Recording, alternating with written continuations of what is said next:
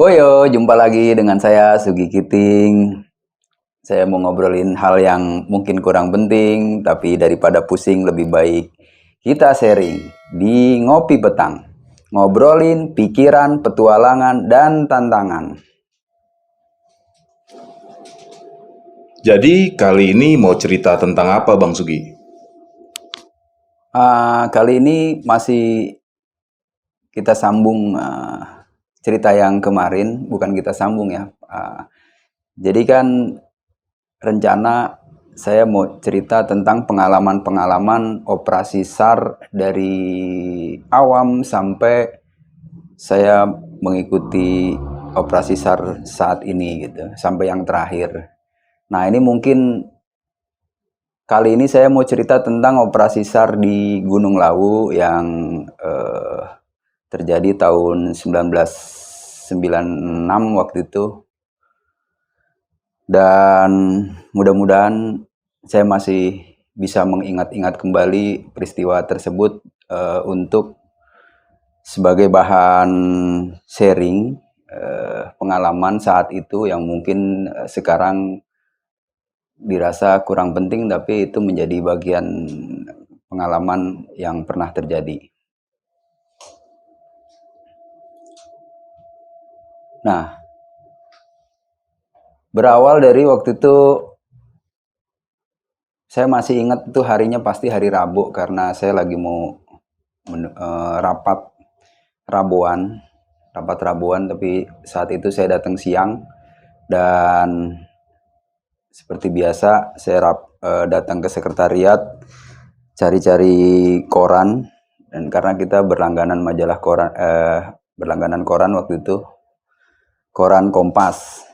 Nah, tiba-tiba di sudut kanan samping bawah itu ada berita tentang kejadian siswa SMA 86 yang belum kembali atau masih dicari saat pendakian di Gunung Lawu, dan sampai berita itu diturunkan, berita itu ditulis, mereka masih hilang atau masih belum tahu di mana rimbanya.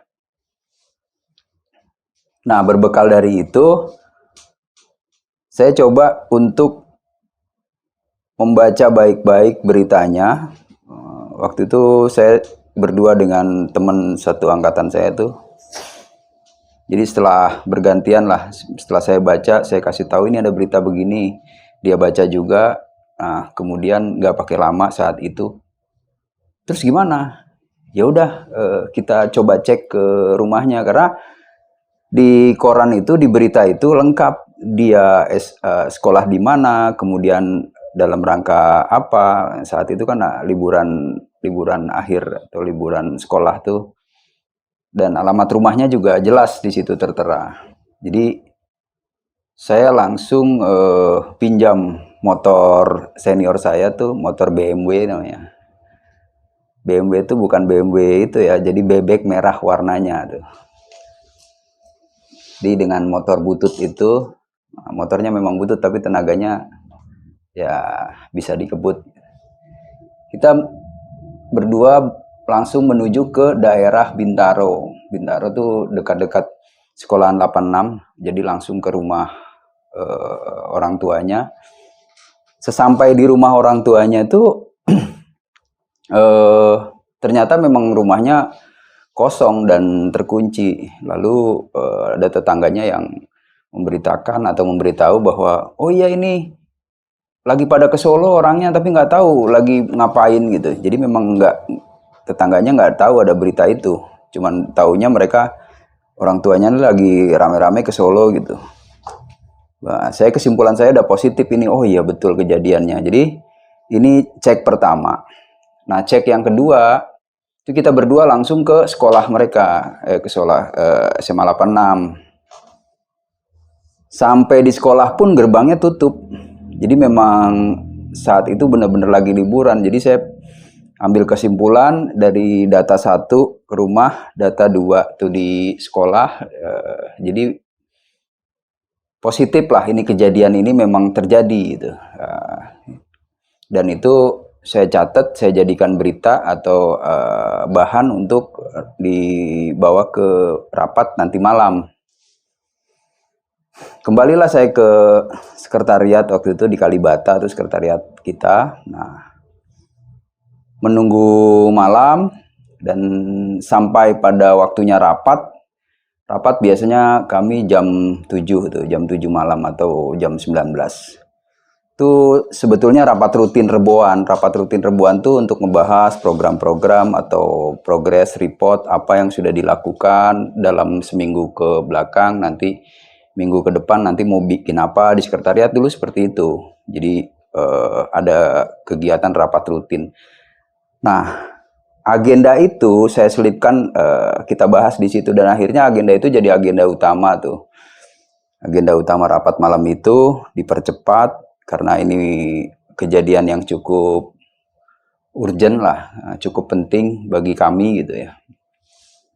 Nah, dari situ kita rapat mungkin tidak berlama-lama, hanya mencari siapa yang siap berangkat menuju ke lokasi, yaitu ke Solo dan untuk langsung menuju ke Gunung Lawu.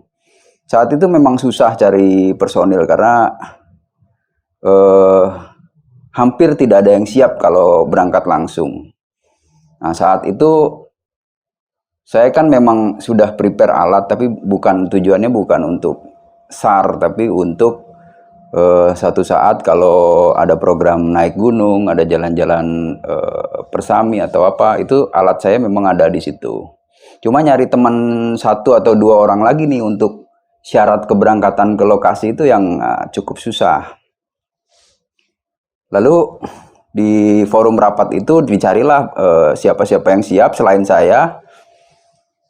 Ada teman, ternyata senior saya siap, cuma kita harus, dia bilang namanya Turki, senior saya tuh. Dia bilang kalau gua bisa ikut, tapi lu harus minta izin ke emak gua gitu kan. Turki ini anak kampung Melayu, senior gua tuh, 1 angkatan di atas gua. Terus ya jadi agak sedikit humor juga.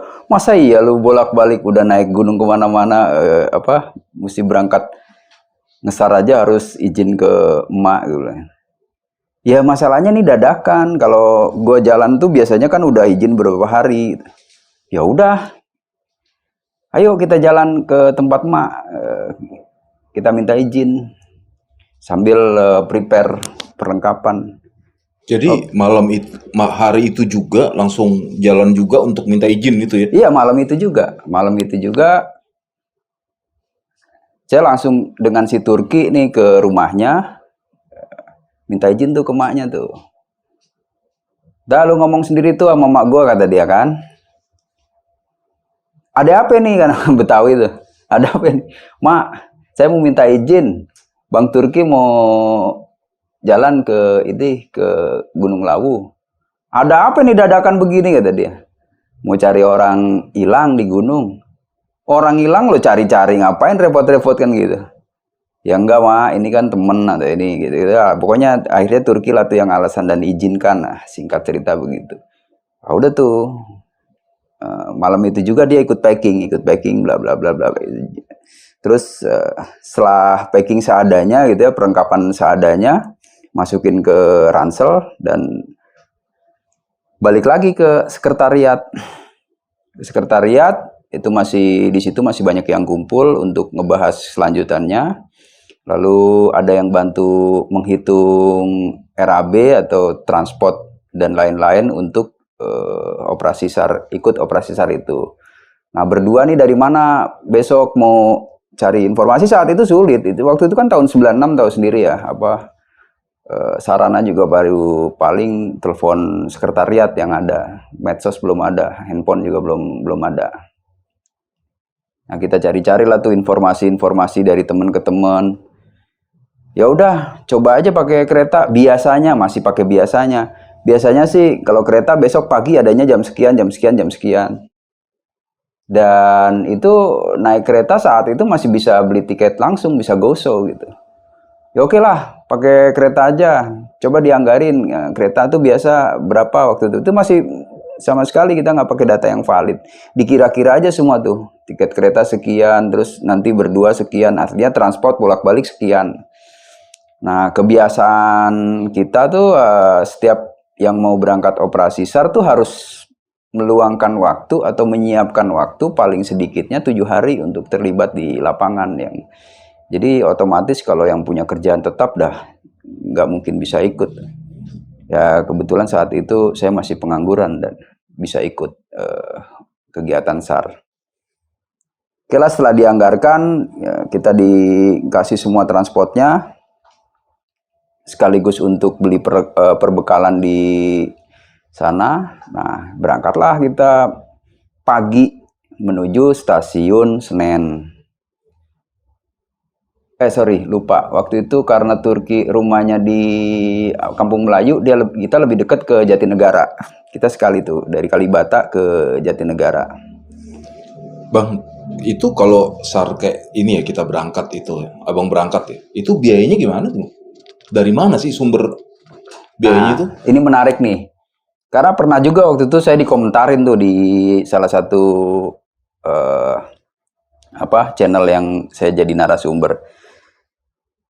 Kita tuh garis bawah ya, kita tuh semuanya relawan. Relawan tuh bukan dari institusi pemerintah, tapi dari sukarela, dari kesediaan diri masing-masing. Dan kita pakai kocek sendiri. Selain kocek sendiri juga disumbang dari teman-teman gitu yang pada patungan. Dari organisasi waktu itu juga belum banyak membantu karena kita belum banyak kas organisasi. Karena waktu itu saat rapat pun kita masih saweran tuh patungan. Ya udah adanya segini, nanti secukupnya dulu berangkat. Yang penting bisa beli tiket berangkat dan logistik. Nanti kemungkinan biasanya ada tim berikutnya untuk menyusul, dan di situ nanti kita ongkos biasanya nggak terlalu dipikirin tuh. Tapi intinya kita ongkos pribadi tuh. Kita relawan SAR, bukan dari institusi pemerintahan ya. Ini perlu garis bawahi banget gitu.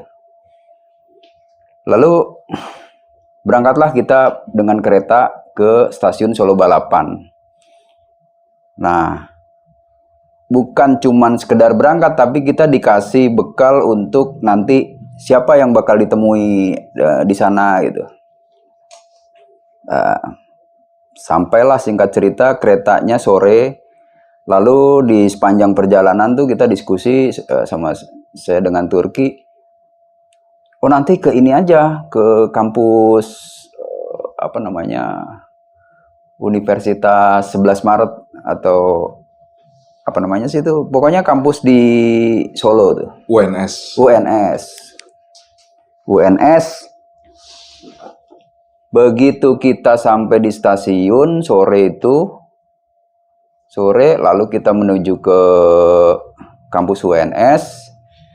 Terus yang kita tuju tuh sekretariat pencinta alam situ. Udah pasti tebakan saya kan, udah pasti mereka punya info yang lebih valid gitu. Ternyata dari sekretariat pencinta alamnya dia tuh, oh bukan di sini mas, di itu tuh ada Bakor Laksar UNS. Jadi gedungnya waktu itu namanya di Mesen, kalau mereka nyebutnya di Mesen.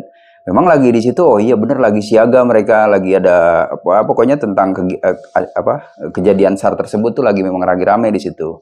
Nah, kita datengin lah ke Bakor Laksar itu. Lalu kita laporan bawa surat tugas, kita serahin surat tugas bahwa kita dari Jakarta mau ikut operasi SAR. Oh iya, wah, ya, akhirnya mereka sambut baik gitu. Cuman nggak bisa malam ini berangkatnya, kita harus berangkat besok nih sekalian ini dengan teman-teman yang lain gitu. Nah, akhirnya malam itu kita nginep di Bakor Laksar tuh, di UNS di kampus Mesen. Berarti pada saat Bang Sugi nyampe di UNS itu karena kan awal kan beritanya udah masuk koran dulu ya, berarti udah ada beberapa hari dong ya sebetulnya. Udah. Itu udah hari, jadi saya datang itu udah hari keempat. datang ke Solonya ya, ke kampus UNS ini udah hari keempat. Kejadian tersebut udah hari keempat. Nah lalu ya singkat cerita kita berangkat tuh besok pagi. Sambil malam itu kita tambah lagi perbekalan buat nambah buat logistik SAR gitu ya. Kita berdua aja tapi terus mereka kasih tahu, Mas kalau logistik banyak sih di sana ya, banyak lah mie instan apa beras segala macam ada. Nah cuma kebiasaan kita tuh ya udah kalaupun ada logistik di sana nanti yang penting sekarang kita prepare sendiri juga buat berdua tuh udah aman gitu. Berarti sebetulnya pada saat terjadi apa namanya proses SAR itu, logistik untuk tim-tim yang ngebantu juga udah disediakan sebetulnya ya? Ya mereka juga swadaya tuh biasanya ada tim logistik sendiri di posko SAR itu. Jadi nanti ceritanya lanjutnya begini. Oke, kita pagi berangkat pakai kendaraan dari UNS, dari mereka tuh Bakor Laksar. Kita menuju langsung ke Cemoro Kandang namanya. Cemoro Kandang memang kejadiannya di Cemoro Kandang. Nah, kita sampai di Cemoro Kandang itu udah langsung lapor ke SMC, terus didata berapa orang, 2 orang, dan hari itu juga kita diperbolehkan naik tuh. Kita diperbolehkan bergabung ke teman-teman yang udah berada di waktu itu pos 3. Jadi ada pos OSC di atas tuh, pos OSC di pos 3. Nah, kalau yang di bawah di Cemoro Kandang itu mereka sudah membentuk pos SMC. SMC itu Search Mission Koordinator gitu ya. Jadi di situ memang udah didirikan tenda besar, banyak personil juga di situ yang siap untuk ngesar dan sebagainya. Kita langsung diperbolehkan setelah daftar memang bisa langsung berangkat karena kita udah siap dari tadi malam tuh. Dari tadi malam isi data, udah banyak ternyata di daftar itu yang di atas tuh. Termasuk ada rekan kita berdua dari Bandung tuh. Ada teman-teman dari Bandung juga udah kesana merapat duluan. Ya, udahlah. Kita langsung trekking ke pos 3 hari itu. Nah itu hari ke-5 kan. Hari ke-5 saya udah trekking. Bang, itu kalau boleh nanya kenapa langsung ke pos 3 bukannya nelusurin dari bawah? Karena kejadiannya di pos 3. Kejadian mereka hilang itu dia hilang itu di pos 3. Nanti mungkin ini lebih runut, nanti akan lebih runut. Jadi kita berdua langsung menuju ke pos 3, bergabung dengan tim SAR yang udah ada di sana, yang sedang melakukan pencarian di sekitar situ. Artinya, biasanya tim pencari itu akan langsung ke titik terakhir korban dilihat ya, gitu ya biasanya ya? Iya. Nah, nanti kita lanjut dulu nih. Setelah sampai pos 3, kan lumayan itu berapa jam ya dari Cemoro Kandang, dari pos Cemoro Kandang ke pos 3 itu kita tempuh kurang lebih 4 jam lah karena kita bawa ransel yang lumayan. 4 jam artinya sampai di sana saya bergabung dengan pos OSC dan dipersilahkan orientasi melihat teman-teman yang sedang melakukan pencarian sekitar situ. Terus sekaligus ya sambil istirahat tapi boleh melihat situasi. Asal jangan jauh-jauh dari areal sini karena nanti akan merusak areal yang sedang dilakukan pencarian. Nah, artinya hari itu sesampai di pos OSC pun di atas tuh saya belum efektif mengikut pencarian, tapi masih istilahnya aklimatisasi lah, menyesuaikan diri dengan keadaan. Nah, kita bermalam lah di situ tuh sore, terus kemudian bermalam di situ pun hanya mendengar arahan-arahan dari OSC. Jadi mungkin briefing hari tadi teman-teman yang sudah melakukan pencarian hari tadi tuh itu di briefing di satu forum dievaluasi, dilaporkan bahwa hari itu masih nihil. Pencarian belum menemukan titik terang. Nah, singkat cerita, ya sudah, saya menyimak aja apa yang sudah dilakukan oleh mereka. Nah, kemudian esok harinya baru saya ikut pencarian hari pertama tuh total. Jadi itu hari ke 7 ya, hari ke-7 tuh. Hari ke-7 saya baru mulai ikut pencarian hari pertama. Sampai sore saya melakukan, ya ikut aja apa arahan OSC itu seperti apa. Nah, saya harus bergabung dengan siapa dan melakukannya bagaimana tuh kita ikutin terus. Dan sampai sore itu pencarian tetap masih nihil. Kemudian kita dapat berita dari bawah bahwa di pencarian hari ke-7 ini semua di break dan harus turun lagi ke bawah menuju ke pos SMC gitu, ke Cemoro Kandang. Semua harus dikosongkan jalur tersebut, atau lokasi pencarian harus dikosongkan, semua harus turun. Sampai teman saya tuh di Turki ngamuk-ngamuk juga. Wah gila, gimana nih, gue baru juga sehari udah diturunin, ini apaan sih macam. Udah ikutin aja kan kalau itu. Ikutin aja kan, mereka yang punya perintah ya. Kita sebagai SRU ya nurut aja kali Ki gitu. Wah tapi ya nggak gitu dong. Ya nggak gitu gimana, kita nurut peraturan, kita kan SRU, apa perintah OSC, apa perintah SMC itu kita turutin. Kita turun ya turun. Ya udahlah, sambil ngerutu dia turun. Nah akhirnya turun semua tuh. Udah kosong. Malam itu sore itu udah kosong di area atas, dan sampai di bawah kita disuruh istirahat. Nah hari ke-8 itu di break tuh, nggak ada pencarian sama sekali. Hari itu SMC buka forum untuk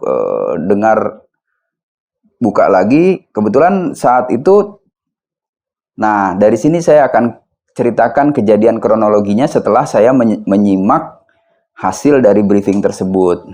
Nah, saat itu ada 3 orang temannya, teman Purwanto ini, nama si subjek yang kita cari namanya Purwanto. Mereka naik gunung itu berempat. Nah, 3 orang temannya ini sampai saat di briefing itu masih ada di situ, termasuk orang tuanya juga, saudaranya juga ada di situ. Dibukalah tuh forum tanya jawab, atau semua diceritakan dari awal kejadiannya bagaimana, itu saya simak tuh.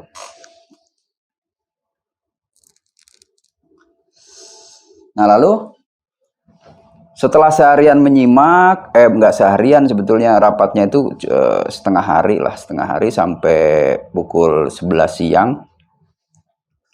11 siang tuh udah semuanya pertanyaan dan sebagainya dicatat semuanya.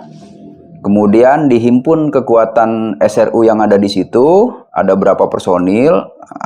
Lumayan banyak saat itu yang besok siap untuk melakukan operasi pencarian selanjutnya. Begitu dihimpun, ada kurang lebih 30 personil yang akhirnya dibagi 5 orang tuh menjadi berapa tuh? 6 SRU ya. 6 SRU. Cuma saat itu kebingungan, yang ditunjuk jadi OSC itu siapa? On skin commander pengganti yang kemarin itu siapa? Gak ada yang dituakan, gak ada yang berani mengajukan diri. Akhirnya saya ditunjuk tuh jadi OSC. Saya bilang saya belum bisa, saya nggak berkompeten untuk ini gitu. Ya tapi siapa lagi, udah lu aja deh, kata si anak-anak Solo. Udah kamu aja. Ya udah, kalau emang semua percaya, ayo, saya siap, coba saya ikutin gitu. Kebutuhan untuk OSC juga dipenuhin, radio segala macam. Jadi setiap SRU itu memang megang radio komunikasi satu-satu. Nah ini saat itu kita agak bentrok juga, bukan bentrok ya, akhirnya adu argumentasi dengan mungkin gue sebut paranormal kali ya. Kalau gue nyebut orang pinter nanti insinyur sarjana tersinggung. Paranormal lah, nggak normal. Ada orang namanya Pak Harsono waktu itu kalau nggak salah. Nah dia ini juga punya pasukan yang lumayan banyak, ya, sekitar di atas 10 orang lah. Jadi 30 orang lebih itu termasuk anak buahnya Pak Harsono, atau teman-temannya Pak Harsono. Bang, mau tanya nih, ya. Kalau memang operasinya dilanjutkan ya, kenapa nggak langsung di briefing di pos 3 itu, Bang?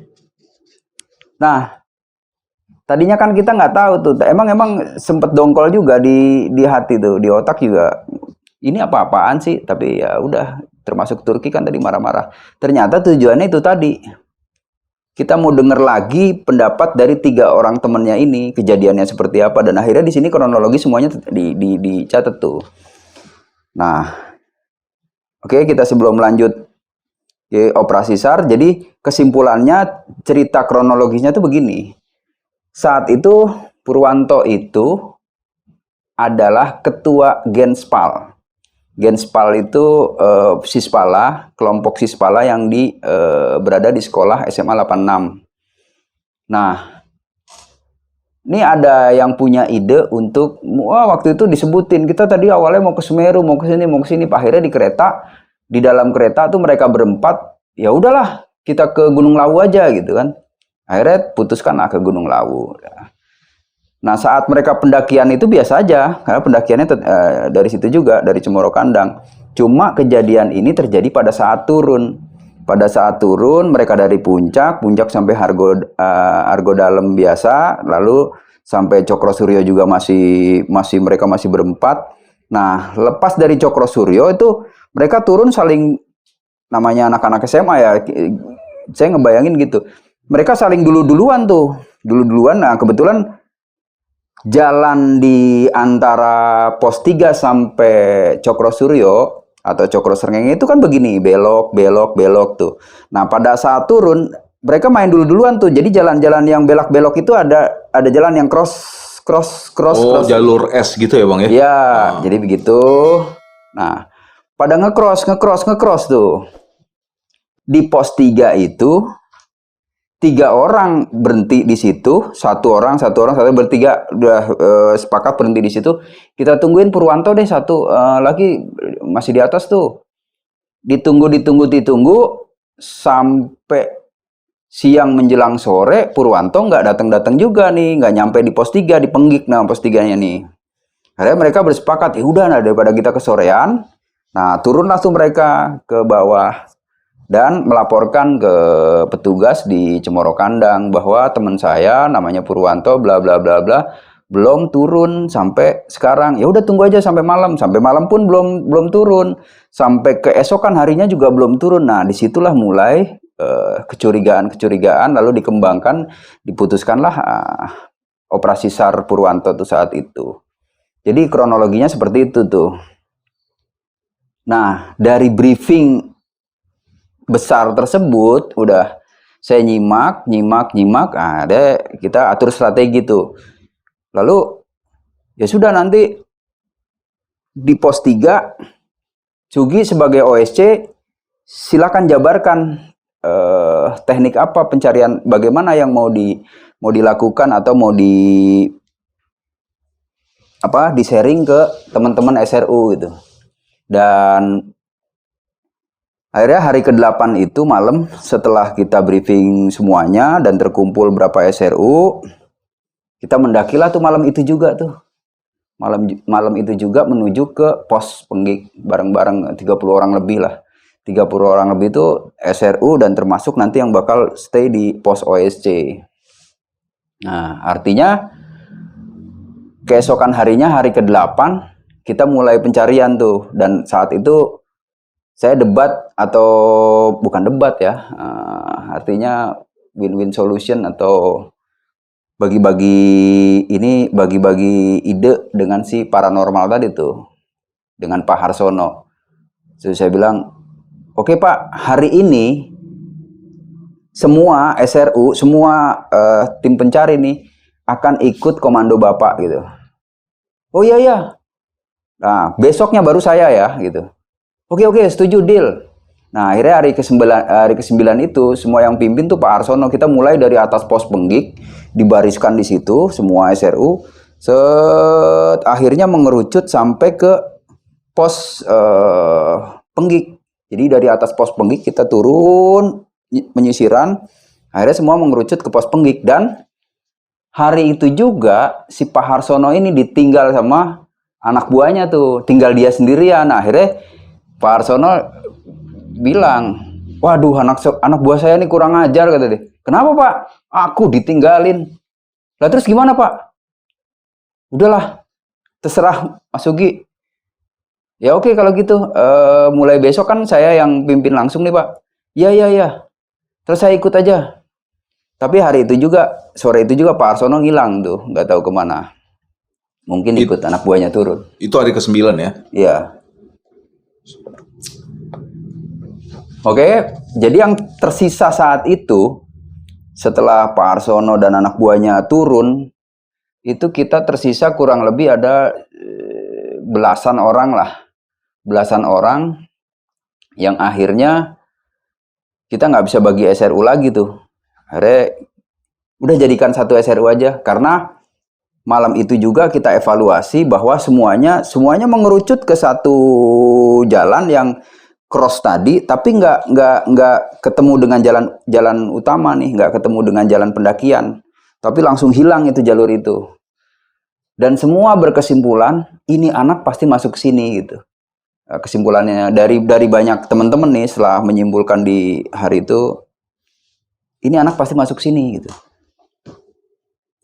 Termasuk kesimpulan saya juga begitu. Tapi begitu ngelihat ke bawah, itu memang ada dari atas lihat ke bawah tuh ada karpet. Belum karpet sih, belum tahu itu karpet, tapi warna merah besar gitu ya. Sampah-sampah tuh di bawah udah banyak bisa terlihat dari atas kecil. Ya, akhirnya malam itu kita sepakati, udah kita bikin satu SRU aja lah. Berarti nggak ada OSC dong. OSC nggak bisa standby di situ. Ngapain juga OSC cuma ngawasin satu SRU doang gitu kan? Oh, jadi jalur itu nggak nyambung ke jalur yang S itu ya? Nggak nyambung dengan jalur pendakian umum. Akhirnya bablas entah kemana. Dan kita sepakat, oke kalau gitu jadikan satu SRU aja tanpa OSC. OSC saya langsung bergabung jadi dalam satu SRU, dan mobile langsung ikutin kesepakatan ke tempat yang akan kita search itu, kita cari ke bawah. Nah itu hari ke berapa tadi tuh? Akhirnya hari ke-10 ya. Hari ke-10 kita mulai menelusuri jalur itu yang kita yakini bahwa jalur itu menyesatkan si Purwanto. Setelah ditelusurin, sampailah di bawah tuh, yang warna merah tadi tuh ternyata memang karpet. Oh, karpet sebesar ini. Jadi mungkin pada saat hujan itu banyak sampah-sampah yang hanyut dari pos 3 itu, dari Penggik ke bawah itu banyak sampah. Nah dari situ kita masih oh iya mungkin ini anak kesini, walaupun susah gitu. Karena niat si Purwanto ini memang dari niat keempat anak ini main cepet-cepetan ke bawah, dan akhirnya sesat. Kita telusurin hari ke-9 itu ya. Hari ke berapa tadi? Ke-10. Ke-10. Akhirnya kita ketemu obstacle atau hambatan air terjun dari atas tuh. Kan nggak kelihatan kalau air terjun dari atas kelihatan ke bawah. Ternyata bisa, wah ada air terjun kan. Nah potong sedikit Bang, tapi di jalur yang terputus itu kelihatan ada jejak atau apa nggak sih? Nggak ada jejak plesetan segala macam, nggak ada, karena memang samar lah. Tapi sampah-sampah hanyutan itu banyak. Jadi seolah-olah itu memang seperti jalur pendakian gitu, tapi menyesatkan. Nah, ini semua hampir nggak yakin si anak ini kesini setelah melihat kondisi air terjun itu. Tapi karena udah sepakat, ya udah kita ngapain balik lagi, kita telusurin aja terus sungai ini. Oke, bagi 2. Dan saat itu juga kita udah prepare tuh, kita bawa tambang, bawa karmantel 1 roll. Udah ganti-gantian lah, nanti jatah-jatah siapa bawa, mungkin nggak sehari full dia yang bawa, tapi ganti-gantian. Wah, begitu di air terjun yang pertama, tetap kita nggak mau rappling karena kita masih bisa. Oke, bagi 2 deh, coba cek sebelah kanan, sebelah kiri, masih bisa ditelusurin nggak tuh? Nah, ada sebagian sebelah kiri, oh aman sebelah kiri. Akhirnya kita ikut sebelah kiri turun sampai ke bawah air terjun. Sampai ke bawah air terjun pun kita telusurin terus sungai itu. Oh masih aman ini. Tapi udah semua tuh sama sekali nggak berpikir bahwa mustahil lah si Purwanto ini lewat sini, udah gitu. Nah saat itu ya kita nggak mungkin balik lagi. Udahlah terusin aja Terabas. Sepakat nih Terabas, ya udah sepakat, kita akan telusuri sungai ini sampai tembus kemana gitu. Udah fokusnya di sungai itu aja terus tuh. Itu hari ke-10, kemudian kita telusuri lagi sungai tersebut, dapat lagi satu air terjun lagi kecil. Ini air terjun yang kedua berarti. Sama, kita nggak pakai rappelling lagi, kita nggak pakai rappelling karena masih bisa dilaluin kanan atau kiri, tetap masih bisa dilaluin, kayak bagi dua, ada yang kanan ada yang kiri, sampailah ke bawah lagi air terjun tuh. Nah itu kan udah menjelang sore kita telusurin air terjun, terus sungai. Nah sekitar pukul 4 atau hampir antara jam 4 sampai jam 5, kita waktu itu masih agak inget sore tuh. Terus kita nemuin ceceran tuh, ceceran, dan sebetulnya kita udah data apa yang dibawa si Purwanto waktu itu. Dia bawa depek, dia pakaiannya apa aja udah dicatat itu semuanya. Nah begitu ceceran ketemu di areal sungai itu, macam-macam lah ada cecerannya. Ada kartu remi yang berantakan, terus ada kantong plastik kresek bertuliskan Esa Genangku, Mestik Jalan Tebah gitu kan. Terus ada teh celup Sariwangi. Artinya yang ditemukan sesuai dengan list yang dia bawa gitu. Benar, ya? sesuai data hasil briefing kemarin tuh. Wah, ini positif nih. Nah, oke telusurin nih, makin semangat ini anak-anak, terus telusurin air terjun ketiga lah itu. Ya kan? Ini air terjun ketiga tuh yang obstacle-nya. Wah, udah sore nih, kita gimana nih? Ya saya kasih masukan, udahlah gini aja, ini bahaya, kalau kita lanjutin kemungkinan besar kita kena maghrib, kita kena gelap. Terus gimana? Udahlah kita camp aja di pinggir sungai gitu, sambil kita bikin laporan nanti malam. Hari kita ngecamp tuh di tepi sungai tuh. Nah ini kita berdelapan nih. Dan hari siang itu juga kaki saya tuh udah terkilir, sakit banget itu bener. Ya mau nggak mau harus ikut rombongan terus kan, nggak mungkin balik lagi juga, jauh tinggi. Ikut rombongan ngecamp sore itu malam itu di pinggiran kali. Wah kita masih bisa mengevaluasi, kita masih bisa laporan, oke positif segala macam, itu punyanya si korban. Semoga benar gitu, besok dia ketemu atau dia bisa lolos. Ya berbagai macam tuh pikiran tuh udah malam itu. Tapi saat itu ya semuanya bangga gitu. Wah ketemu gitu kan. Oke, tidur di situ. Nah, besok paginya kita lanjut lagi tuh pencarian. Air terjun yang ketiga ini sama, kita nggak telusuri pakai karmantel, kita nggak rappelling. Kita bagi semuanya. Wah kiri nggak bisa, bisanya kanan. Oke kanan semua, kanan bisa turun. Akhirnya ketemu tuh jalan setapak besar tuh, jalan lintas biasa lah, pinggir di kaki gunung tuh. Itu jalan utama yang pertama kita temuin tuh. Jalur yang jelas gitu ya? Jalur jelas, tapi bukan jalur pendakian. Yeah. Itu jalur penduduk, lintas-lintas gitu ya. Jelas banget itu jalur. Nah sampai di jalan itu kita melipirlah ke kiri tuh, ke kiri ketemulah aliran sungai tersebut tuh, aliran sungai yang dari air terjun ini. Ketemu aliran sungai. Nah di persis antara jalan dan sungai itu, jalan yang melintas sungai itu teman-teman pada kanan kiri ngelihat sekitaran sungai. Dapatlah lagi ceceran satu lagi, Panadol itu. Nah begitu dicocokin, oh ada Panadol ini di list obat-obatan yang mereka bawa gitu ya, ada Panadol ini, oh udah positif. Nah, sebagian berhenti di jalur, sebagian ngecek ke atas, ke nyelusurin sungai ini, ke air terjun ini kan, bawah nih. Nah, 2 orang duluan tuh, baru saya ikut ketiga, keempat, dan seterusnya. Jadi hampir 5 orang lah, 3 orang nunggu di jalan. Nggak jauh, nggak lama. Ini temen yang pertama ini nyampe di kaki air terjun, teriak dia, "Woi, ada ini, ada nih. Ada apa? Ini dia ini." Nah, akhirnya kita ngumpul ke situ. Oh iya, akhirnya ketemu lah tuh si Purwanto udah dalam kondisi meninggal gitu ya, di bawah air terjun, dan udah perutnya tuh udah kembung, udah. Jadi sebagian tubuhnya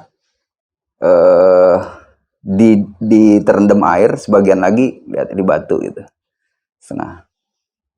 Nah, saat itu jam 10 pagi tuh ketemu, dan kita panik kan, walaupun berlapan semuanya bingung tuh. Awalnya di situ masih seneng ya, melihat bisa menemukan si korban. Lama-lama baru sadar tuh, baru mulai mungkin kena panas ya, baru bau tuh, bau. Pinjem ini dong, pinjem ini, apa buat nutup mulut, pinjem slayer, pinjem bandana. Nah, saat itu kebetulan gue juga bawa bandana tuh 2 sama slayer 1. Ya udahlah nih, yang 2 siapa yang nggak pakai. Siapa yang berani evakuasi nih? Semuanya diem, nggak ada yang termasuk saya juga diem. Gimana caranya nih? Nah, kebetulan saat itu udah bikin aja laporan, plotting di peta. Terus terang saat itu saya juga plotting di peta tuh ngarang lah. Ngarang tuh artinya ya nggak resection, emang nggak ada alat, nggak ada GPS gitu ya, cuma bawa kompas sama peta hitam putih tuh. Mungkin di sekitaran nama daerahnya Desa Belumbang lah, daerah Desa Belumbang. Oke lah, kita sepakat di aliran ini ya, koordinatnya sekian. Itu masih pakai koordinat 4 angka tuh. Catat dulu semuanya, kondisinya kita catat, baru buka radio, laporan ke SMC. Diterima. Nyambung ke SMC. Oke, secepatnya kita kirim orang untuk evakuasi. Ini 8 orang ini beneran semuanya capek gitu. Nurunin 2 hari atau 3 hari itu, dari mulai naik ke pos 3, terus nurunin lembahan sampai ke sungai, nurunin 2-3 air terjun samping-sampingnya, dan memang lelah gitu. Kalaupun kita mau evakuasi saat itu ya bingung sendiri mau evakuasi gimana, tekniknya, tanduknya bagaimana bikinnya. Kita sepakat, oke lah, karena ini deket desa mungkin ya, mungkin bisa cepet ini nyampe tim evakuasi nih. Kita tunggu tuh dari mulai jam 10, jam 11 siang, sampai jam 12, nggak datang-datang juga. Kita saat itu posisinya bingung tuh. Kita mau bikin kopi airnya air mayat ya kan. Gimana nih? Kita mau masak-masak. Ya lu jangan mati ide lah. Ambil aja dari cucuran pertama di atas tuh ya kan. Belum Oh, itu karena jenazahnya itu terendam di air di akhir itu, di air-airan ini udah pada parno lah tuh. Udahlah, ambil aja ke yang di atas tuh, cucuran air terjun pertama itu kan masih bagus tuh, nggak terkontaminasi. Oh iya, kumpulin aja berapa jerigen, baru kita tunggu di jalur penduduk itu, jalur lintas itu, nunggu. Jam 7 malam itu tim evakuasi baru datang. Wah, pada pakai petromak. Zaman itu kan gitu, belum ada headlamp saat itu, masih pada senter tangan, pakai petromak. Baru kita kasih tahu tuh. Tapi sebetulnya mereka tinggal evakuasi aja, tinggal ngangkat jenazah. Saat itu pun siang itu akhirnya kita ada yang berani membulasara lah, merawat si jenazah ini, dibungkus, dirapihin. Jadi nanti tinggal ngangkat gitu dah, tinggal mereka siapin tandu, angkat. Jam 7 malam itu baru nyampe, baru ke lokasi titik ditemukan itu. Dan pada saat itu juga orang tuanya masih nunggu di bawah ya? Kalau waktu itu saya nggak tahu tuh. Saya nggak ya, kemungkinan sih kayak masih nunggu. Kita kan nggak tahu nunggu apa enggak. Udah setelah mereka datang malam itu langsung diangkat, dibawa. Kita turun tuh beramai-ramai tuh, nggak ada strategi apa teknik evakuasi, pokoknya ganti-gantian aja lah, siapa capek bawa, siapa capek nggak jauh ternyata sampai langsung ke desa Blumbang namanya tuh, desa besarnya tuh. Oh, berarti sedikit lagi sebetulnya Sedikit lagi dia itu nyampe ya. anak itu kalau nggak kena trouble di air terjun ketiga ini, dia bisa lewat sini nih, itu bisa selamat sebetulnya. Tapi mungkin ya kejadian itu, nih prediksi aja sih, kejadian itu kan dia menyusuri air terjun apa sungai ke bawah itu, dia ada air terjun pertama masih konsen, air terjun kedua masih konsen. Nah, air terjun ketiga nih dia mungkin udah nafsu karena waktu kita ngecamp malam itu sebelum kita putusin untuk turun paginya, kita kan malam itu sempat ngecamp di pinggir sungai itu di atas waktu nemu ceceran. Di atas air terjun 3 ya. Iya. Nah, itu ngelihat lampu-lampu di bawah tuh emang kelihatan bagus gitu. Jadi mungkin dia nafsu malam, dan gue yakin itu kayaknya malam kejadiannya tuh, buru-buru dan cecer-cecer nih, akhirnya dia jatuh terperosok ke air terjun tersebut tuh. Jadi nafsu lah kelihatannya nih, hasil analisanya begitu. Karena memang yang otopsi nantinya kan polisi, kita nggak pernah mau tahu laporan itu. Yang penting sudah ditemukan. Jadi kalau sempet di salah satu konten yang saya jadi narasumber tuh ada yang komentar bahwa wah begitu aja nggak bisa itu kan, dia kira kita itu Superman gitu, walaupun kita beramai-ramai kan tenaga kita ada batasnya, kelelahan kita ada batasnya. Jadi digarisbawahi lagi bahwa kita itu tim SAR swadaya ya, bukan tim SAR dari pemerintahan ya. Sukarelawan SAR ya itu yang sebetulnya. Jadi kita bukan plat merah, kita nggak dibayar oleh pemerintah, kita bukan Basarnas kita ini. Dan saat itu juga nggak ada Basarnas. Walaupun ada Bakor Laksar UNS juga, itu mereka swadaya itu dari kampus mereka sendiri membentuk badan itu. Saya nggak tahu posisi Bakor Laksar itu di UNS itu seperti apa. Bodoh amat lah, itu bukan urusan saya gitu. Yang pasti kalau ada yang komentar, wah begitu aja, begini aja, nggak bisa begitu. Semuanya tuh ada batasnya. Tenaga manusia tuh ada batasnya. Apalagi kita bukan manusia bayaran yang kita bisa harus harus dituntut cepat dan segala macam. Nah, itu seharusnya tugasnya Basarnas lah. Tapi kan saat itu untuk SAR Gunung Hutan pun masih minim pengetahuan bagaimana teknik pencarian, bagaimana teknik evakuasi itu masih minim. Terutama masalah komunikasi juga ya. Informasi dan komunikasi itu terbatas sekali dulu ya. Iya. Belum zaman digital, sinyal juga masih ya belum ada, handphone belum ada. Itu semuanya masih pakai HT, handy talkie. Tapi apa sih pesan Bang Sugi ini buat pendaki-pendaki ya, terutama ya, amit-amit sebetulnya ya kalau ngalami tertinggal atau apa ya. Tapi Pak, jika terjadi, apa sih yang sebetulnya harus dilakukan? Nah, kalau saya ngelihat itu dulu 96, terus sekarang hampir 2026, sekarang 2024 ya. Itu berapa puluh tahun yang lalu tuh, hampir 30 tahun kan.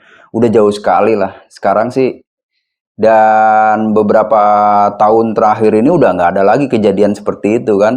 Paling kejadian yang sepele-sepele tapi brengsek gitu, seperti hipotermi di dalam tenda yang begitu-gitu tuh. Karena sekarang semua jalur pendakian itu udah jalan tol lah kalau menurut saya sih, pengamatan. Cuma ya ini sekedar pelajaran aja. Kalaupun terjadi seperti itu ya jangan panik. Satu, tetap pakai nalar. Usahakan mencari jalan yang baik dan jangan membabi buta mengikuti alur sungai gitu. Tetap masih kontrol. Kalau masih punya tenaga, sebaiknya mendaki lagi gitu. Karena kalau Kembali lagi lebih baik kembali lagi ke atas. Tapi itu banyak di otak teman-teman pasti, atau di otak saya juga mustahil kalau balik lagi. Mustahil tuh gini, satu, pasti nguras tenaga balik. Yang kedua, turun kan lebih cepat gitu. Nah, itu usahakan kita berpikir ulang lah. Saran saya sih sebaiknya kalaupun mau turun ya hati-hati banget. Nah, lebih baiknya lagi begitu tahu itu sesat, balik lagi ke atas. Kalau perlu ke puncak, ke puncak dengan berharap ketemu jalan semula tuh, jalan yang memang benar. Karena kan kita tersesat itu ke jalan yang sesat, jadi balik lagi ke jalan yang benar gitu. Ya, karena kadang kan kalau pengalaman saya tuh ya, banyak kadang-kadang pada saat mungkin karena saya nggak orientasi naiknya, pada saat turun ketemu pecabangan, nah itu yang kadang-kadang kan jadi malah ngambil bukan jalur naiknya, jalur lain. Iya, kalau udah menjelang bawah, udah menjelang desa tuh kalau cabangan aman. Ini kalau masih di sekitar ketinggian-ketinggian seperti itu tuh kayak pos 3 tuh kan lumayan, ketinggiannya masih 2000-an sekian tuh. Pokoknya kalau masih di atas ketinggian 2000, tapi sekarang ukurnya juga susah sih. Mungkin ada orang yang pakai jam tangan canggih pun lupa dia mengkalibrasi bahwa itu jam ada altimeternya dan sebagainya. Jadi saran saya kalau masih di ketinggian ya balik lagi aja ke atas naik, jangan dibablasin turun, kecuali memang sudah kira-kira di vegetasi yang udah 1000-an tuh oke lah bablasin, tapi hati-hati dan lihat waktu juga, jangan malam ditancap terus. Kalau udah ada waktu peralihan antara siang dan malam atau maghrib tuh sebaiknya jangan memaksa melanjutkan, tapi cari tempat yang aman untuk bermalam.